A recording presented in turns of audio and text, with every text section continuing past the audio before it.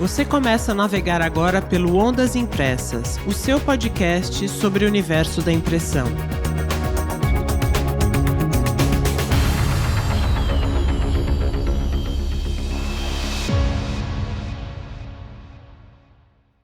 Olé, olé, militantes da impressão, aqui Tânia Galuzzi, comigo para mais este mergulho no universo da impressão, Hamilton Costa. Olá, Tânia. Olá, pessoal. Como sempre, é sempre muito bom estar aqui com vocês e vocês conosco, não é isso, Tânia? E com um convidado especial hoje, Tânia.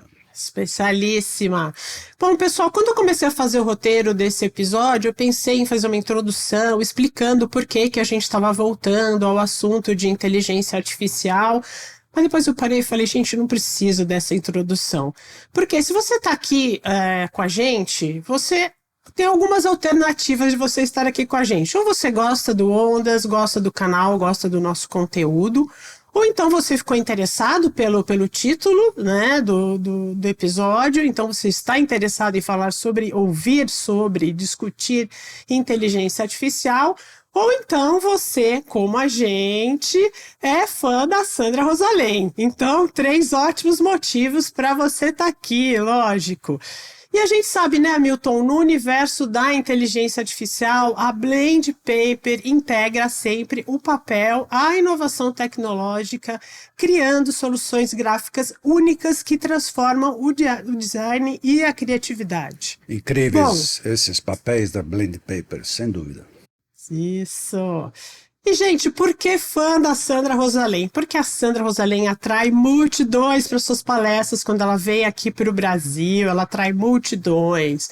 Porque a gente sabe, palestrante chique, mas palestrante assim, chique nas galáxias, é aquele que, o brasileiro que sai do Brasil, vai lá para fora e faz um baita sucesso e depois vem para cá contar essas histórias pra gente. Chique nas Europas, meu. Chique nas Europas. Gente, Sandra, um prazer, uma honra enorme ter você aqui no Ondas. Prazer é meu, assim, demorou, mas eu vim. E é bom estar entre amigos, isso que é o mais gostoso. Acho que a gente vai bater papo aqui, vai conversar, mas é um ambiente que eu me sinto super à vontade. Hamilton, colega, mestre, você, Tânia, não sei quantas reuniões de pauta.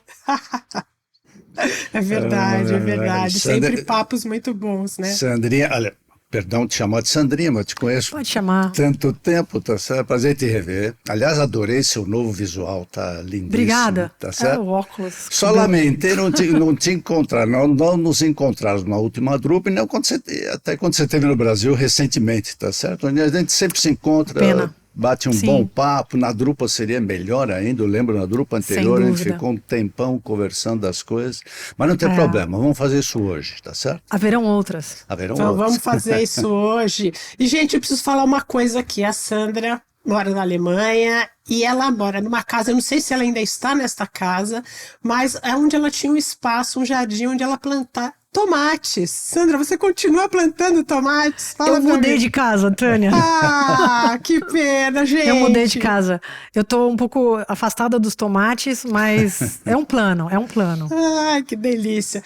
Bom, gente, a Sandra é incrível. Eu conheci a Sandra lá no começo dos anos 2000, quando ela entrou para a BTG, para a extinta Associação Brasileira de Tecnologia Gráfica, onde ela era gerente de projetos. Depois ela trabalhou com gestão de projetos no Senai, ela deu aula no Senai na pós-graduação.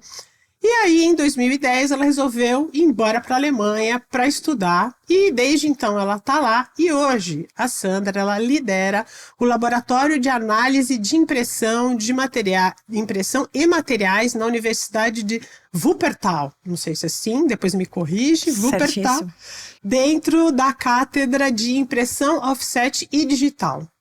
Resumindo, gente boa, a Sandra é cabeção, comandando estudos acadêmicos que auxiliam a indústria de impressão a ser mais eficiente, mais produtiva e mais lucrativa. Sandra, resumir pra caramba, é isso? Se quiser complementar, fica à vontade. É isso, os detalhes, dá pra estar no meu LinkedIn. tá tudo certo. É por aí. Eu acho que se der para resumir uma coisa, eu sou uma pessoa curiosa. Boa. Eu acho que isso é uma das Sem características curiosidade que não nos tem unem, pesquisa, não é? né, Sandra? Não tem.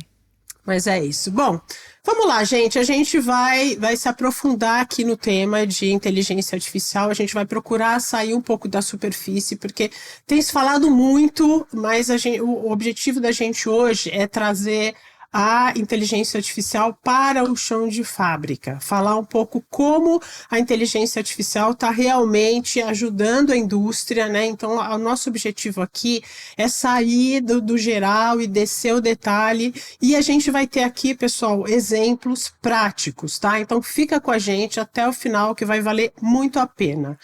Mas antes da gente entrar no campo técnico, eu quero fazer uma pergunta, assim, bem para ver a tua visão, Sandra.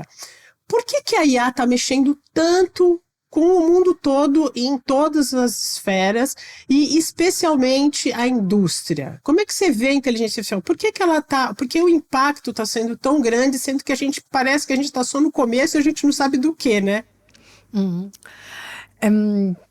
Começar com uma coisa que eu acho interessante. Se a gente olhar, foram processos completamente diferentes se a gente olhar a curva de desenvolvimento.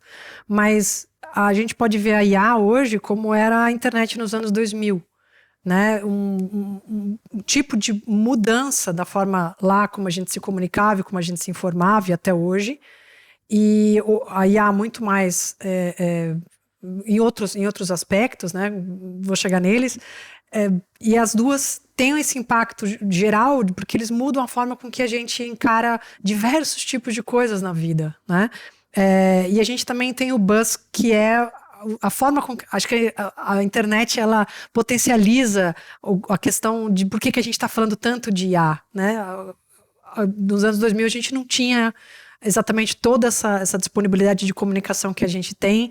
Então, tem duas coisas andando ao mesmo tempo. A quantidade de informação que a gente recebe e realmente uma tecnologia relevante acontecendo ao mesmo tempo, né? E a IA específica, ela tem aplicações que têm influência econômica, então todos os novos modelos de negócio que estão surgindo e modelos de negócios que vão desaparecer, e aí a gente tem transformações no mercado de trabalho, a gente já percebe isso no dia a dia, acho que todo mundo já usou alguma coisa de ferramenta de IA para o dia a dia de trabalho, seja para fazer planificação de texto, para fazer correção, para fazer tradução, edição, para gerar alguma coisa. Tem uma influência muito grande na sociedade e na cultura. Acho que esse é um aspecto extremamente importante, pouco falado, que é como é que a gente cria conteúdo, né? Onde é que a gente está colocando, a questão de como é que a gente distribui informação, bolhas digitais, recomendação do Netflix ou do Spotify, o que a gente assiste, em que língua que a gente assiste, né?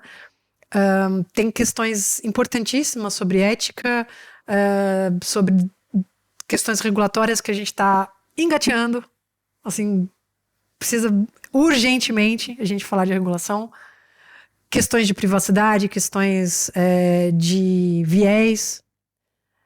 Na área de ciência e tecnologia, não tem como a gente, hoje, quem está na área acadêmica e trabalha com ciência e tecnologia, se falar, eu não quero trabalhar com inteligência artificial, é como uma pessoa em 2001 falar, eu continuo preferindo carta.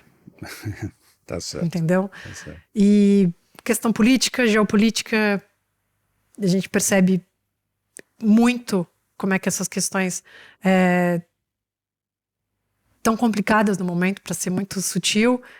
E, por fim, eu acho que talvez até questões de meio ambiente, porque a gente está falando de grandes consumos de energia, como é que a gente vai gerar todos esses dados. Então, pessoas que estão nessas áreas de forma separadas estão falando de IA e também é uma tecnologia que perpassa tudo. Então, por isso que a gente está ouvindo falar tanto desse assunto.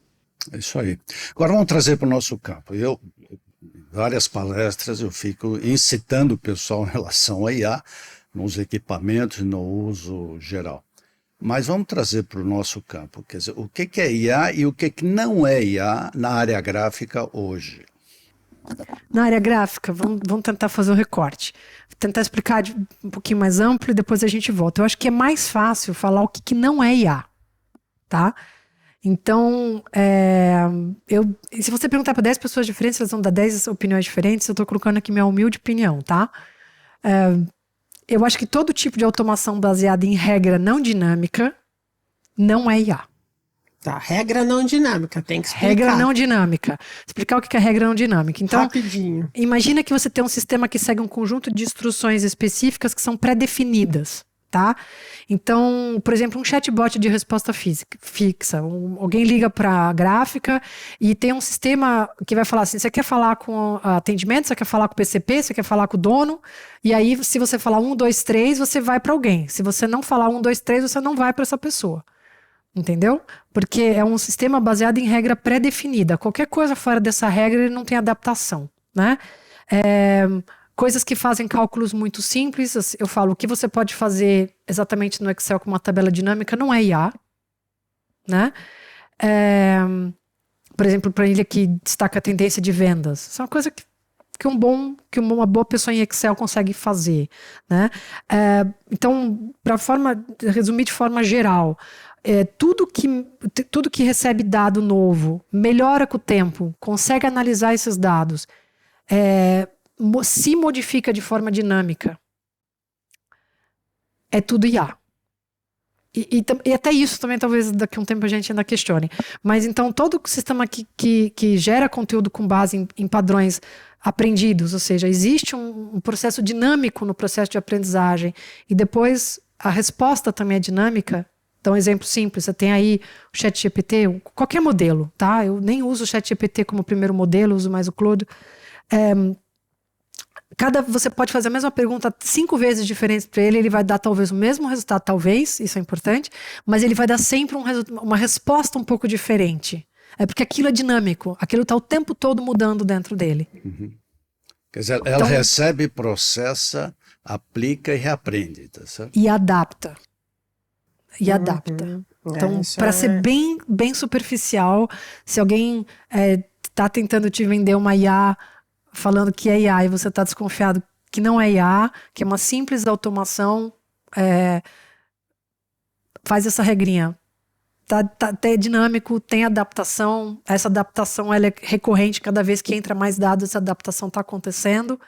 Então, a gente está falando hoje de uma inteligência artificial. Perfeito. Bom, vamos lá. Tem algumas siglas aqui que você utilize, que o mercado utilize e que a gente quer trazer para cá e explicar um pouco, né? Então tem inteligência artificial, tem ML e tem DP. Explica o que é isso, o que é cada uma delas, né? Que IA você já acabou de explicar, mas ML, DP, e se você puder dar alguns exemplos. Legal. Realmente, esses termos todos, eles são bastante falados e pouco entendidos. Então, uma coisa que eu também fiz na Bigraph foi primeiro trabalhar essa parte de definições para que todo mundo ficasse na mesma página, né? E não tem nenhum demérito não saber. Te interromper. Ela citou a Bigraph, gente, porque a Sandra fez em março uma palestra na Bigraph que foi sucesso de público, lógico, e que motivou a gente a falar, não, ela veio para cá, já falou sobre isso, então a gente tem que puxar para cá, tá? Então a gente está aproveitando essa apresentação e trazendo esse conteúdo para vocês aqui no Ondas. Bora, vamos lá. Legal. Então, a inteligência artificial é qualquer sistema, na verdade, o termo inteligência artificial, ele é super antigo, ele é de 1956. Foi um acadêmico chamado John McCarthy que cunhou esse termo e ele foi num esforço de tentar descrever uma máquina que pudesse executar tarefas que normalmente são executadas por seres humanos. E aí a gente está falando de raciocínio, resolução de problema, aprendizado. Então, esse termo é um termo guarda-chuva para muita coisa, né? Acho que eu consegui definir um pouquinho o que ele é na prática. E vamos entender que tem subcategorias, sub-áreas da inteligência artificial. E a primeira dela, que talvez seja mais antiga, que a gente já está em desenvolvimento já faz tempo, é o aprendizado de máquina, que é o machine learning. Esse é o ML, né? Uhum, que é um tipo de IA que é um sistema que reconhece padrão e a partir desses exemplos, desses dados, ele vai te dar respostas. E não tem necessidade de regra fixa, isso é uma coisa importante, tá? Então, eu também dou aula muito para o pessoal de engenharia civil aqui, então eu trouxe um exemplo que eu acho que é legal, pensei no exemplo aqui do que eu dou para eles. Mas o pessoal da área gráfica vai interpretar isso fácil e acho que para todo mundo entender fica simples. Imagina que você tem um bloco de concreto e você encontra uma linha escura de, sei lá, 10 centímetros de comprimento e você fala assim, isso aqui é uma rachadura, tá? E você indica para a máquina que ela vai reconhecer aquele padrão com aquela rachadura. Seja uma rachadura, seja um defeito numa folha de impressão. Vai colocar lá um olho de peixe, ou sei lá, um ghosting, ou qualquer outro tipo de defeito de impressão, você vai identificar aquilo na folha. Se a rachadura for de 9 centímetros, for de 5, for de 20, ela não vai identificar aquilo como uma rachadura, porque ela está baseada em regra fixa, tá? O que faz o machine learning? Em vez de usar essa regra fixa, a gente tira um monte de foto de rachaduras, ou de defeitos de impressão, tá? E aí vem o primeiro termo que eu acho que é importante, que é Big Data, que é uma quantidade muito grande de dados, a gente não está falando de poucos dados. Acho que talvez se a gente falar de exemplos vai ficar um pouco mais claro do que o volume de dados que a gente está usando.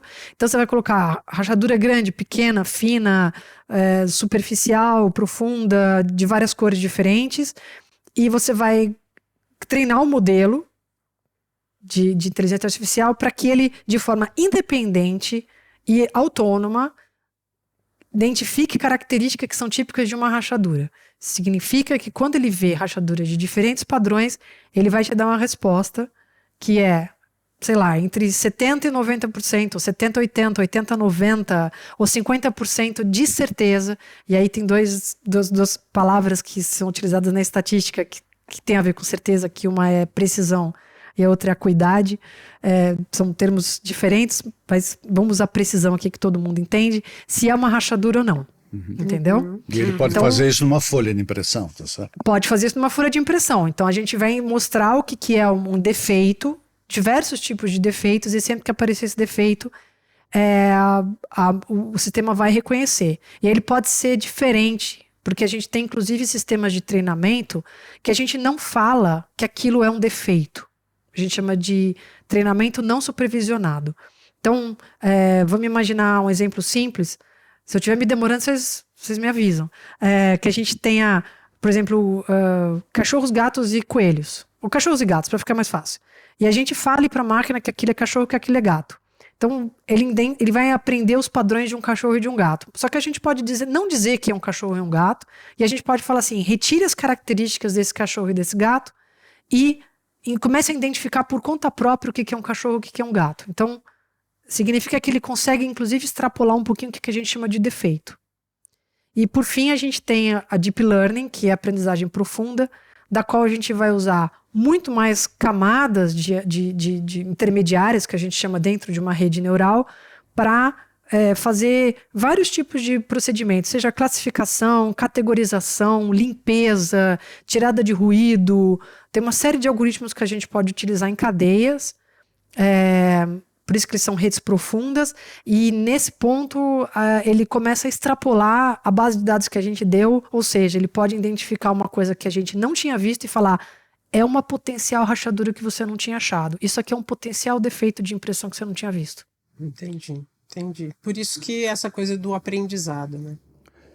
Agora, vou trazendo isso sempre para a nossa área, tá certo? A gente viu na última drupa a imensa quantidade de equipamentos e fabricantes dizendo da aplicação da IA nos seus processos, etc. Quer dizer, como é que você está vendo esse movimento dentro do que a gente chama indústria 4.0, que está muito claro na drupa, quer dizer, quanto os fabricantes de equipamentos estão efetivamente investindo em IA dentro da concepção do equipamento, se é muito não é propaganda ou é realidade, tá certo? E como é que você projeta um pouquinho em relação a isso na aplicação da IA nesses fabricantes, nessa fabricação? A gente viu bastante coisa, algumas coisas eu identifico muito claramente como automação, pura e simples.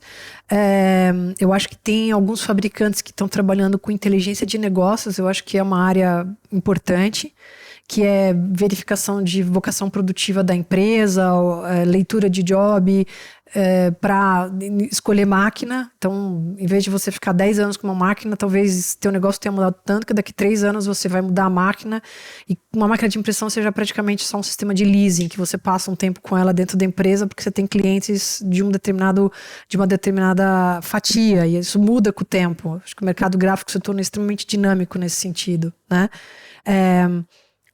Na parte técnica, muitas coisas ainda, no meu ponto de vista, são automação, e porque não existe uma melhoria on the fly na máquina, entendeu? Então, vamos supor, a gente já tem isso, Milton, a gente já tem controle de motor de impressão de máquina já, sei lá, mais de 20 anos, entendeu?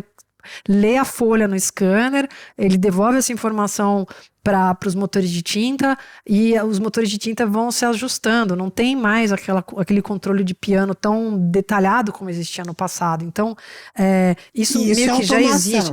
Isso é uma automação, porque já tem uma regra. Troca automática de chaves, essas coisas, tudo automação. É tudo automação, né?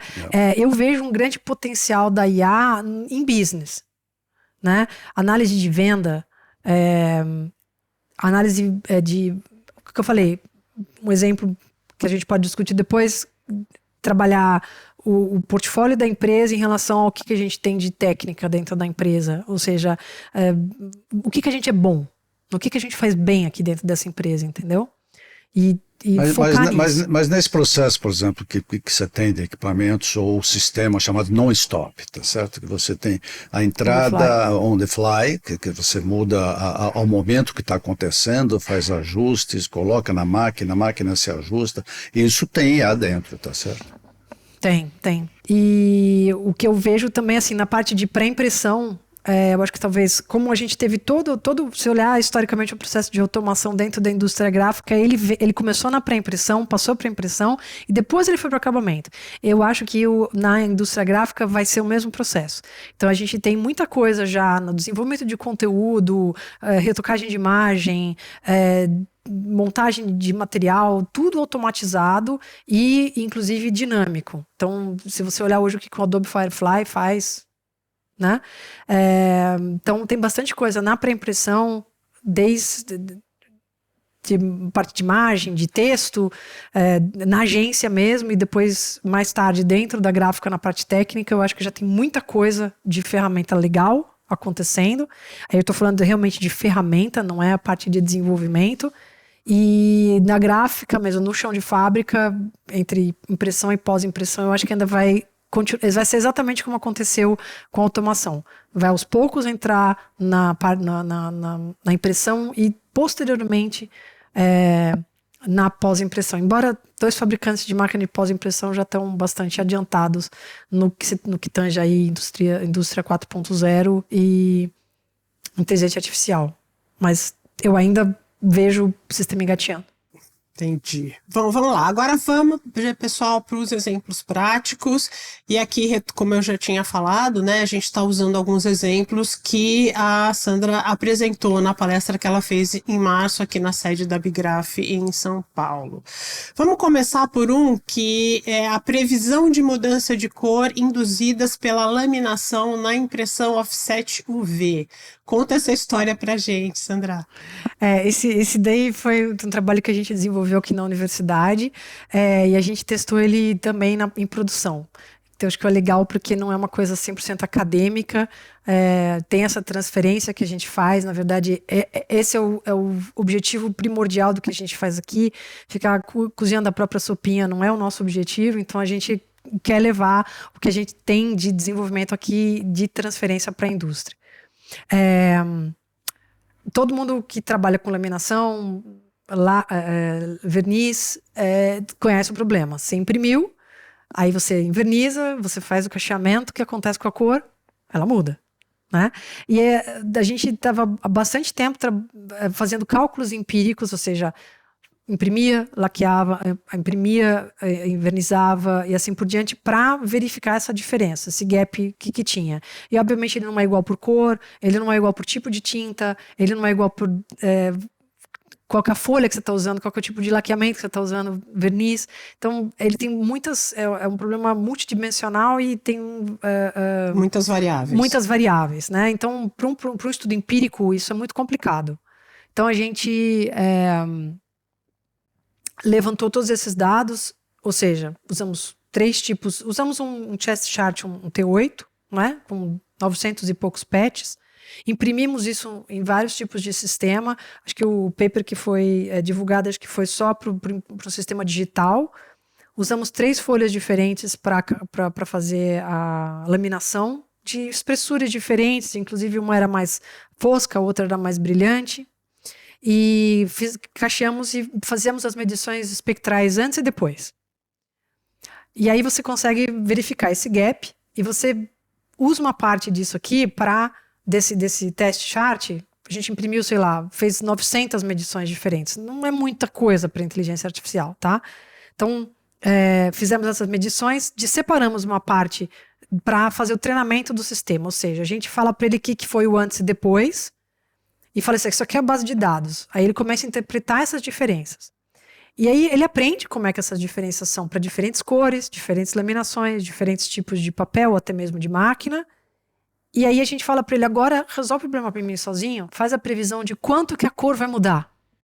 Gente, isso parece mágica, né? Não tem nada de mágico, mas para mim aqui que não sou técnico parece mágica. E aí? E aí ele conseguiu diminuir o delta D, o delta E só. Delta que é a variação, né? Variação entre a inicial e final.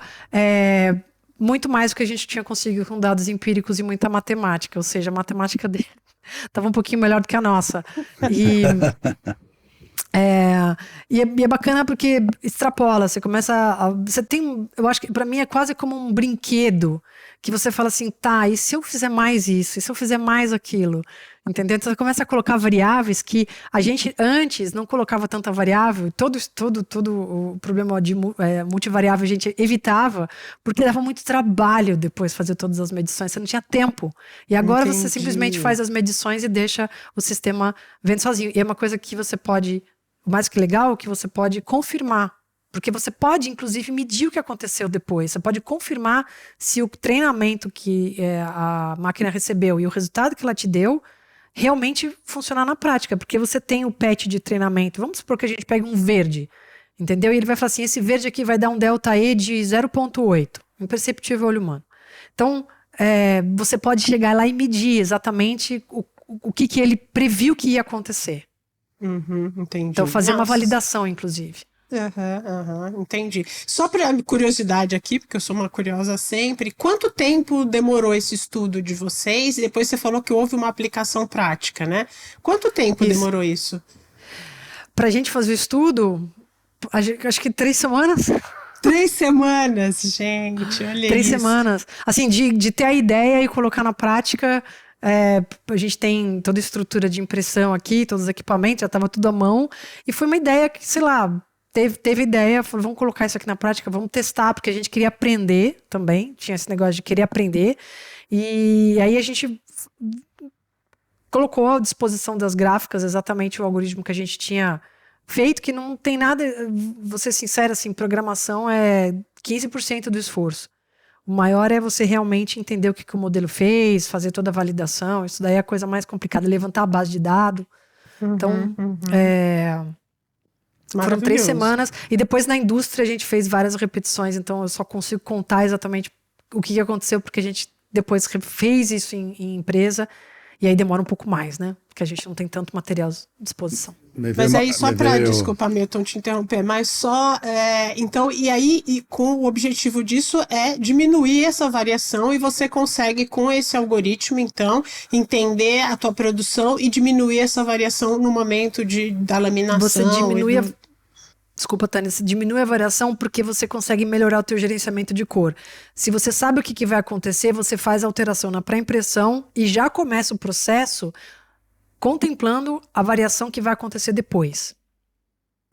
Então, Que me veio uma coisa louca na cabeça, várias vezes eu vi ao longo da minha vida, você deve ter visto, aquele impressor pega a folha, vai perto da janela para olhar a cor e dizer, acho que agora está...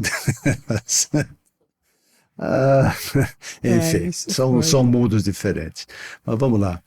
Você também falou de um outro case, né, sobre a melhoria do desempenho energético na impressão flexográfica através de Lean Manufacturing, que é produção enxuta, que muitas vezes fala, e inteligência artificial. Conta um pouquinho desse.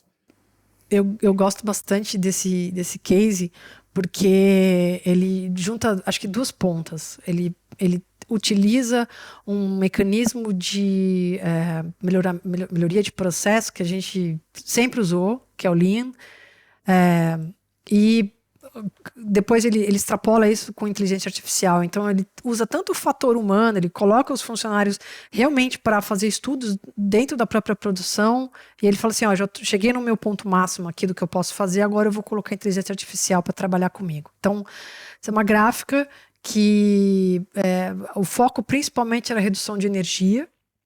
Consumo de energia mesmo. Consumo de energia mesmo, assim, custo operacional.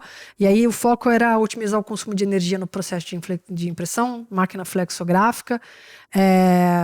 São máquinas, inclusive, voltadas para a parte de tissue. Como é que chama isso, Hamilton? Tissue. Tissue mesmo. A gente fala papéis absorventes. Papéis absorventes. Papel higiênico, toalha cozinha, e assim por diante. Guardanapo e tal, né? E o que ele fez? Ele levantou dos dados de consumo de energia da máquina durante um bom tempo. Então, vamos por aí que ele ficou quase 8 meses, acho que foram 8 meses, se eu não me engano, que ele ficou fazendo as medições de energia da máquina. Isso é uma coisa simples, você coloca um sensor na máquina e você vai medindo o quanto a máquina está consumindo de energia e, ao mesmo tempo, você tem ali um cálculo feito na máquina, um apontamento que vai identificar se aquele tempo que tá decorrendo é um tempo de produção, um tempo de setup, um tempo de troca de material, um tempo de espera e assim por diante. Então você tem tanto o consumo de energia quanto o apontamento. E aí você vai identificar quais os fatores que contribuem para esse aumento de energia. Então, se a máquina está em atividade, se a programação de trabalho foi eficiente, que fila de trabalho que eu tenho.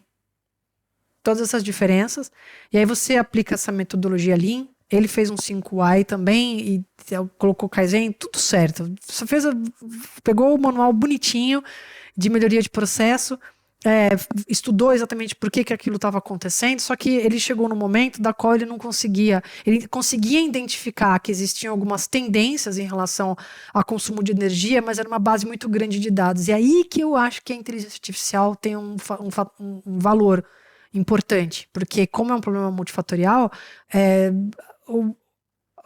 é só você colocar os dados, utilizar os filtros e parâmetros corretos que você tem um resultado com uma boa, dentro de uma margem boa de confiança. Então, ele levantou todos esses tempos para 2 máquinas diferentes, vários tipos de materiais, e aí no final ele conseguiu um resultado. Qual que foi o resultado final, né? Ele desenvolveu um modelo que a gente chama de regressão linear, da qual ele consegue prever qual o consumo de energia com base em quais parâmetros operacionais vai acontecer. Então ele sabe o que ele tem que reduzir, quais tipos de materiais consomem mais energia ou menos energia, que tipo de fila de produção consome mais energia ou menos energia. Tem uma coisa nesse estudo que eu acho que não é tão boa, é que é difícil saber o quanto foi Lean e o quanto foi IA. Tá? Por mais que a robustez científica dele não seja o ponto forte, eu gosto muito do exemplo porque ele traz esses 2 pontos ao mesmo tempo. Uma metodologia 100% humana de Lean e uma metodologia de machine learning para a melhoria de processo. As 2 coisas aliadas. Então, por isso que eu fiz questão de trazer esse exemplo. Hamilton, só fala assim rapidinho aqui para quem está nos ouvindo, nos assistindo. Lean Manufacturing, só rememora o pessoal o que é. Lean Manufacturing, Lean Manufacturing aqui se chama de produção enxuta, tá certo? É uma produção limpa. Na verdade, é a máxima possível eliminação de desperdícios em todo o processo produtivo. Analisar todo o processo produtivo, entender o desperdício, reduzir desperdício, aplicar metodologias que possam fazer que você diminua tempos de acerto, que você diminua a perda de material, perdas de tempo e coisas desse tipo. Perfeito. Então eu estou entendendo, como você já falou no início, quando você tem uma massa de informação e que você não consegue, você teria muito tempo, né, para poder analisar tudo aquilo, a inteligência artificial, os algoritmos ajudam muito, enormemente. É isso que eu vou entender, né? Uma correção, foram 11 meses de tempo de máquina. Entendi. E agora, para fechar aqui os nossos cases, né, vamos falar da inteligência artificial aplicada ao PCP, né, o controle de produção. Conta esse case para nós. Isso é um negócio muito legal. Aquilo que você falou no começo, né, aplicar na parte administrativa de negócios, etc. Acho que isso impacta bastante, não, Sandra? Sem dúvida. Nesse caso aqui, como é que aconteceu? Assim, você tem várias máquinas dentro da gráfica, elas podem ter, inclusive, ser iguais, só que você tem sempre operadores diferentes, as coisas estão rodando em turnos diferentes. Quem já fez pós-cálculo na vida, eu fiz muito pós-cálculo na vida. Foi meu ganha-pão durante um bom tempo em consultoria. Você sabe que tem tanto fator para alterar o que acontece com a produção. Se tem atraso, se não tem atraso. Eu falava sempre isso, que o objetivo do impressor é sair com o job list feito, nenhum problema de máquina, tudo bonitinho, as pilhas de papel tudo certinha na empresa. Esse é o objetivo do impressor. Se começa a dar muito problema, inclusive o próprio fator psicológico do primeiro trabalho da lista tá dando errado, influi todo o resto, né? Então, a gente sabe que não tem ciência exata numa linha de produção. Então, mas a gente pode usar a inteligência artificial para dar algumas ideias para a gente. Então, imagina uma empresa, e eu acho que todo mundo tem isso praticamente no seu próprio banco de dados, ele tem 3 anos de dados, né? E é importante esse ponto, porque quanto melhores os dados, melhor o resultado. A gente tem uma máxima que é trash in, trash out. Se colocar lixo na inteligência artificial, vai sair lixo. Então, importante isso, hein, gente? Escutem bem, prestem atenção. Entrou lixo, vai sair lixo. Isso aí. Então, tem que estar com o dado bonitinho, tem que estar com a base de dados limpa, né? Eu falo que tudo que é dado tabelado, então assim, qualquer tabela de Excel, qualquer banco de dados é alimento bom para IA, né? Porque é dado estruturado. Dado não estruturado, por exemplo, uma imagem é um dado não estruturado. Então, você tem que fazer conversões para poder a IA trabalhar com esses dados. Então, dado estruturado, você consegue trabalhar bem com a IA, é um bom start. Então, o que essa empresa fez? Eles colecionaram 3 anos de dados de produção, tiragem do job. Então, a partir de uma determinada quantidade de folhas, eles não quiseram trabalhar com uma quantidade pequena, eles definiram a qualidade de papel, 1, 2 e 3, de acordo, sei lá, cochê, não cochê, o revestido, não revestido e papel jornal, né? E quantidade de tinta em cima da folha, porque isso é um fator importantíssimo, secagem, enfim, né? Qual tipo de produto que foi impresso, se era um livro, se era um pôster, se era um jornal, e uma qualidade final que foi interpretada pelo próprio impressor. Então ele deu uma nota, eles nem fizeram um Likert escala, que é aquela escala maior, eles fizeram um 0,1, né? Foi bom ou não foi bom? Para facilitar um pouquinho a vida. Pegaram todas essas informações, colocaram, usaram vários tipos de algoritmos para testar, porque todos esses estudos, eles também têm esse efeito colateral de que a gente começa a querer entender como é que a coisa funciona, mas isso não é o mais importante. O mais importante é que, no final, o resultado, o que o modelo indicou Imagina que a gente pegue ali uma lista de 100 jobs que entraram na empresa e ele vai falar assim, olha, eu vou separar entre aqui 5 máquinas e vou te explicar o que foi uma boa decisão de PCP, o que foi uma decisão ruim.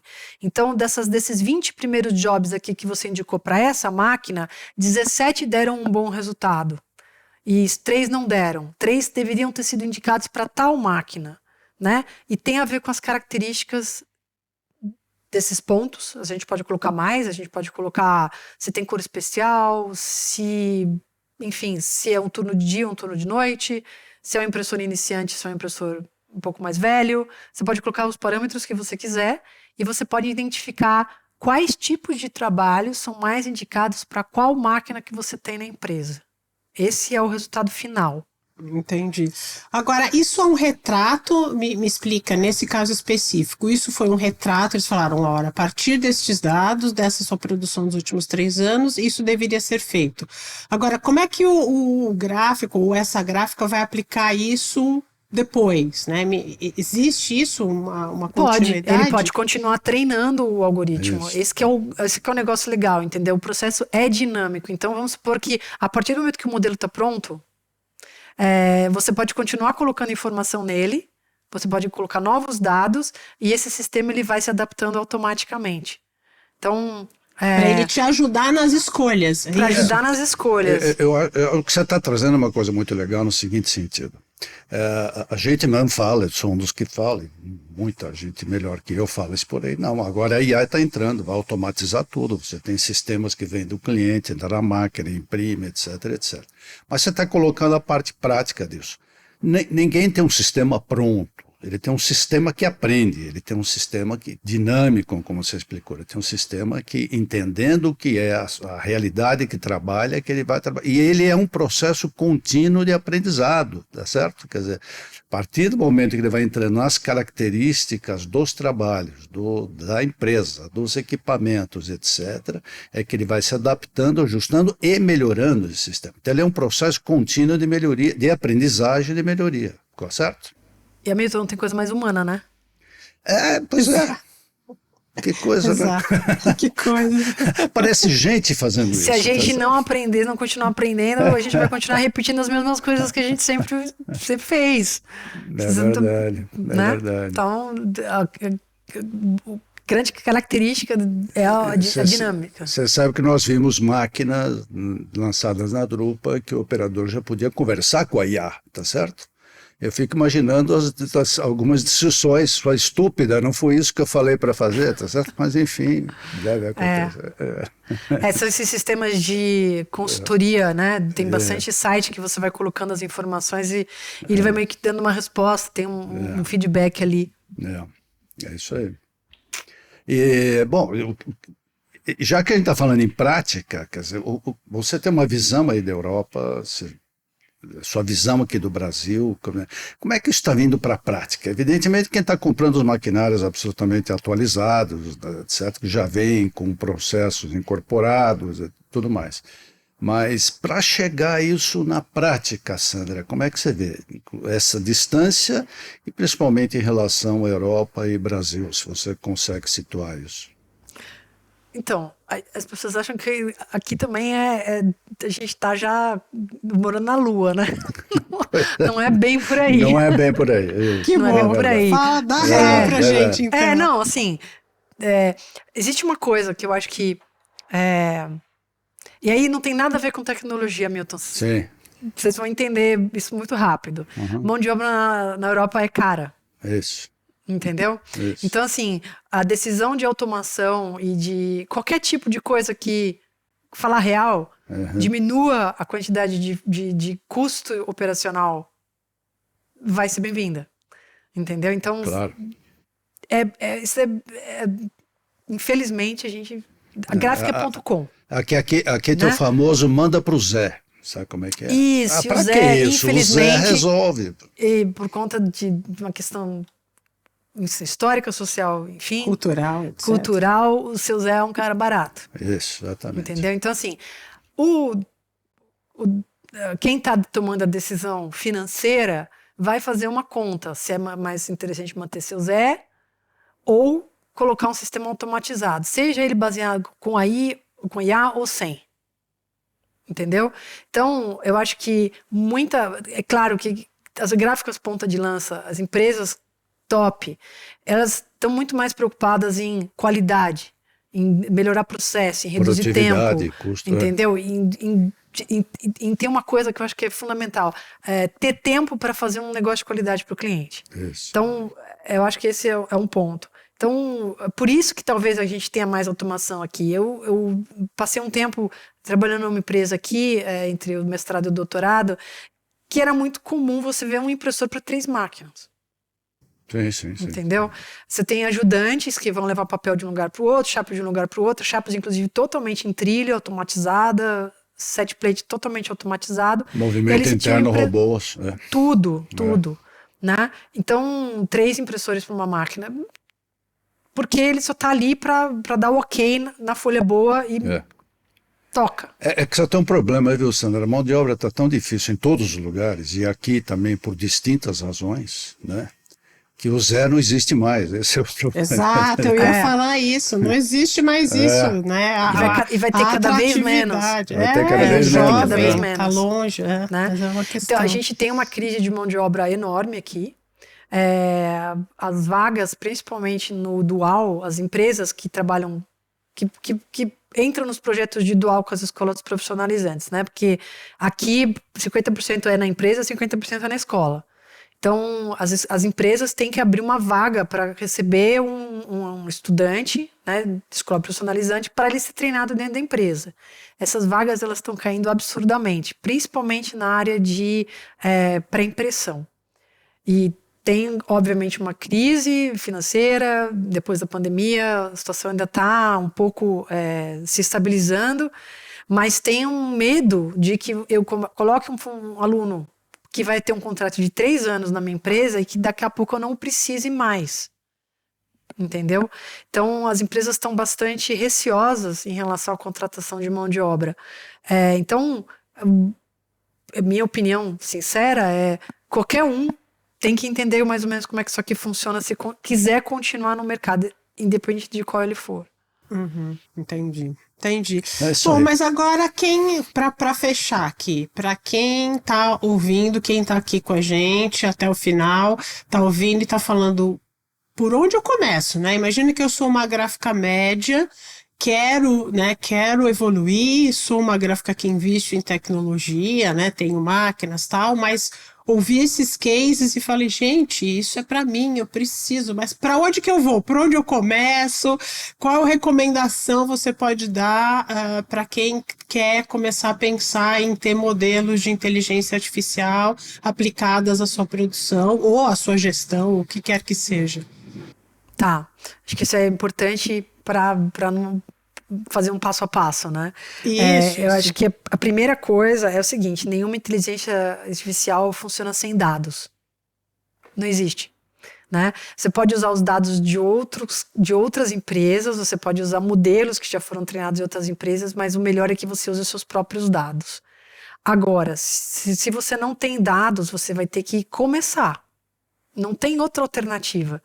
Então, seja você já tem dados confiáveis, sejam eles de sensores de máquina, planejamento de produção, pós-cálculo, medição que você fez, qualquer uma dessas coisas servem como base de dados.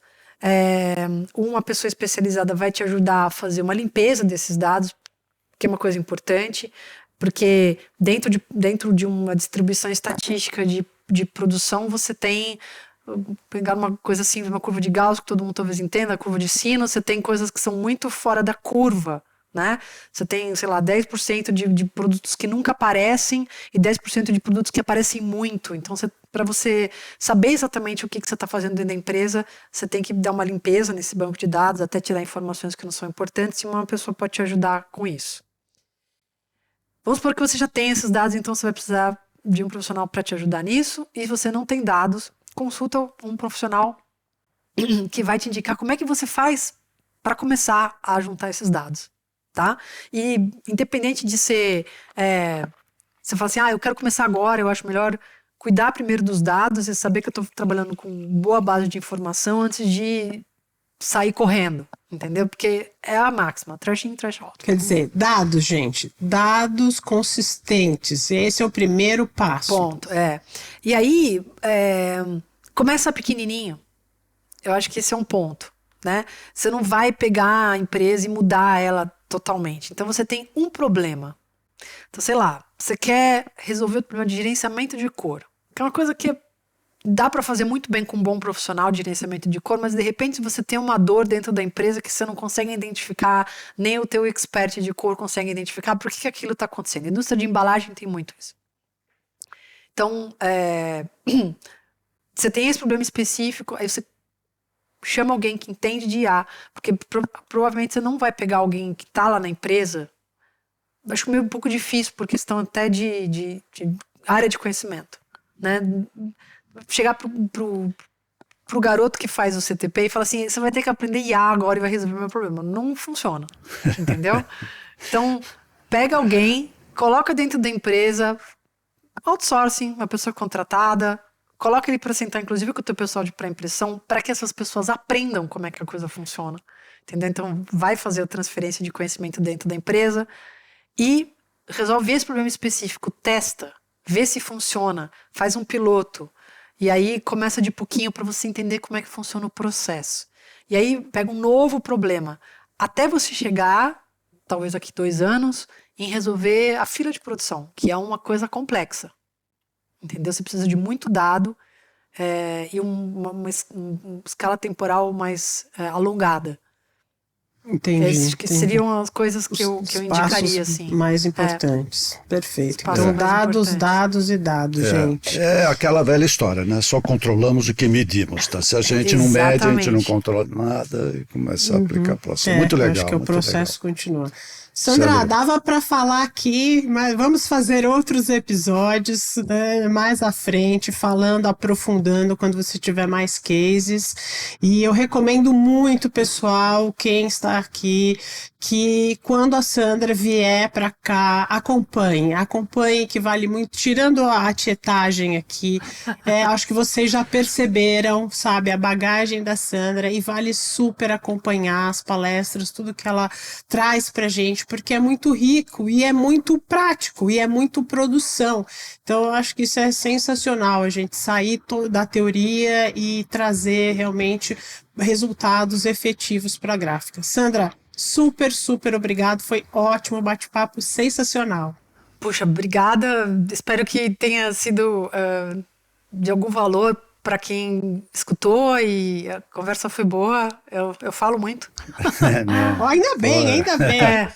Tenho certeza. É um assunto que me interessa, então eu acabo falando bastante. Certeza.